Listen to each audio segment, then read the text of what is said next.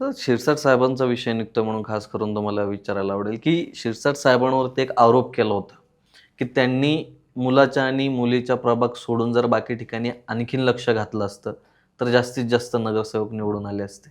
तर तुमच्या प्रभागामध्ये त्यांनी लक्ष घातलं नव्हतं म्हणून त्या ठिकाणी उमेदवारांचा नाही, पराभव झाला. नाही, नाही. हा चुकीचा आरोप आहे. मी स्वतः शिरसाट साहेबांना 2 वेळेस माझ्या प्रभागामध्ये बोलावलं. साहेबांनी रोड शो देखील केला, प्रचार कार्याचे उद्घाटन देखील केलं आणि जनतेला मार्गदर्शन देखील केलं. प्रभाग क्रमांक 25 मध्ये जे काही 4 उमेदवार होते, त्यांच्या मागे साहेब उभा होते आणि साहेबांनी जे काही त्यांच्यासाठी प्रयत्न करता येईल, ते प्रयत्न टोकापर्यंत केले. बरं काय तुमच्या सध्या तुम्ही ज्या मतदारसंघातून येताय, काय प्रश्न त्या ठिकाणी आहेत आणि कोणत्या अशी मुख्य समस्या आहे, जी तुम्ही सर्वप्रथम पालकमंत्र्यांच्या निधीतून तो प्रश्न मार्गी लावणार आहेत? जनतेचे जे काही प्रश्न मागील विकास कामामध्ये रखडले गेले किंवा ज्यांची सत्ता होती त्यांनी ते काही कामं केले नाही, ते जे काही कामं बाकी असतील ते पालकमंत्री साहेबांच्या हस्ते मी करून घेणार आहे.